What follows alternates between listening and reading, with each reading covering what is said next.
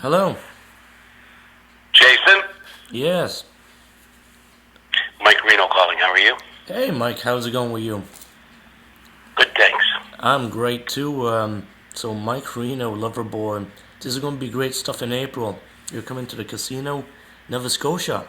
How's that feeling for you? It's going to be awesome. Yeah, it's going to be awesome.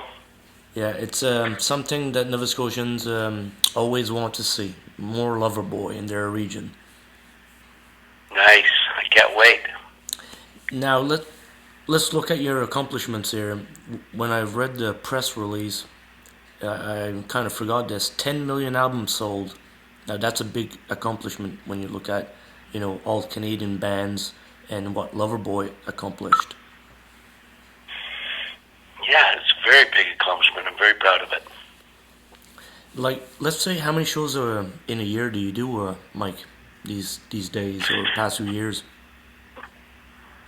We do about 85 shows a year. That's keeping it busy. Yes, it is keeping it very busy. Now, let's say on a daily schedule, on the road, how do you manage your time and all that stuff? What do you do? Well, traveling takes up a lot of the day when we're doing shows. We travel to the next show and get ready, get the hotel going, and we have to get checked in and unpack the bags, get ready for the show and sound check. I tell people too, we actually do the show for free. We get paid to travel. Yeah. Now, do you enjoy traveling still as much as probably in the past? Has things changed in that department? I think traveling's getting a little bit more complicated. If you ask me, it's just becoming a little more hard. There's a little more security. Everything's a little slower. Seats are getting smaller. Everything's kind of changing. But it's one of those things, in order to play concerts all around the world, we've got to travel. That's true, and make the fans happy. Yeah, you got to be happy. And how's the life treating you? Great? No, absolutely. Life is good. Good stuff. What's the future, possibility of recording new albums and, releasing material? Certainly with streaming services. The deal with streaming services is that there doesn't seem to be any payback. You spend a couple of $100,000 cutting an album, and then streaming services pay you 0.001% of every time they play a song. It's just but we love to write songs. We love to record songs. We like to do a new album. No doubt about it. It would be nice if people actually just bought records like before, so you can afford to do albums and afford to travel. Like the days of Footloose, soundtracks and like that stuff. Will that day ever come again, do you think? Like in 30 years from now? Or never? You never know about 30 years from now. I can tell you right now, though, there was a new movie being made called Top Gun 2, the second Top Gun. Yeah. And we sent a song in there. Hopefully, make the soundtrack. But you never know. There's someone there choosing whether or not they're going to play the soundtrack or not. It's not our. We could throw songs over to the guy and see if he'll play it, but or put it on the soundtrack. But you never know who's going to make the soundtrack anymore. But you got to try, right? Yeah, absolutely.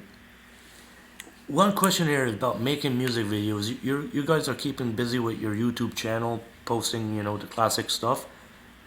What's some of your favorite music videos of Loverboy that you enjoyed doing and still admire watching today? Well, I remember cutting the video for Lovin' Every Minute of it. That was a fun video. We did that in Los Angeles. We rented almost the whole hotel out for a couple of days, close to the Hollywood Bowl in Los Angeles, and we proceeded to cut this video. That was a lot of fun. Another one was really fun. We had to take a helicopter in for was Queen of the Broken Hearts. That was a fun one. That was when we were running around the desert being chased by half-naked women. Yeah. But yeah, those are the kind of videos we like doing.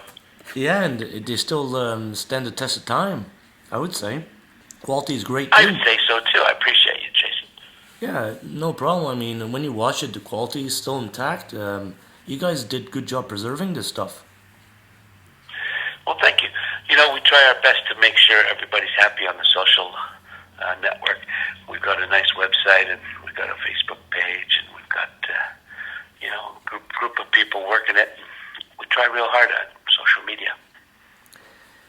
Let's say in keeping your voice healthy throughout the years, I've seen some YouTube material of you singing now, and you're still singing great. I mean, the high pitches are there. Everything's great. How do you manage it, Mike? I think it's just a gift. I don't really do anything special, but I did notice in the last few years I spend a little more time warming up before a concert than I used to. But it's kind of a thing it's just a natural thing for me, which is great. And I appreciate you saying the kind words about my voice still being really good. It helps. It helps when people still like you. Oh, I'm sure it does, and I'm saying it because it's what I'm hearing, and it sounds great, And let's say you've released something that a lot of bands don't really necessarily do.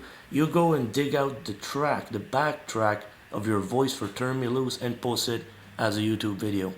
Now, how cool is that? What do you think? What do you think of that? It's incredible, and you guys get the music video going in the background, and your voice is spectacular. And you can see the Thank you very styles much. and Yeah, that's a crazy thing we did. I can't remember whose idea that was. I think it was Paul's idea, but it was a lot of people commented on that. They couldn't believe how it sounded, just bare without any music behind it. They separated the tracks. I thought that was kind of cool too. And today, if you listen to that, just the voice, it keeps up to its own. You don't need no drums anymore. You're a good man, Jason. I appreciate your kindness. No, but it's true. You can watch this video, listen to it, and everybody should know what the song is, right? Yeah. So, right Absolutely. there, sign of a good song. One thing people tell me, they can always tell when it's Loverboy because they can recognize the voice, Well, just like Eddie Van Halen guitar solo, it's him. Then it's a Mike Reno voice. You know exactly it's him. who's playing that guitar solo when you're listening to a Van Halen record, sure. Exactly the same thing. Same thing in importance in keeping your styles intact. Very important. Mike, what do you think of the importance of artwork today versus when you guys released your first album? Like, is it still valued the artwork of an album? I think the old days was really important. All the artwork that went into an album was important, way more important back then apparently than it is today. Things have changed over the years, and I don't think it's become as important as it used to be. People today tend to forget to put their even band name on the albums, it seems, sometimes. I know.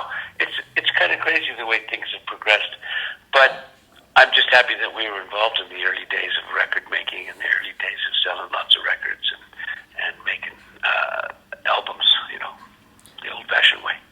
One final question on the side of albums and singles, etc. Like, let's say you guys released a lot of singles because you had major hit singles. Whose idea was it, to pick out the songs and find the B-side for this 45 album? Well, a lot of times the band has a lot to do with that.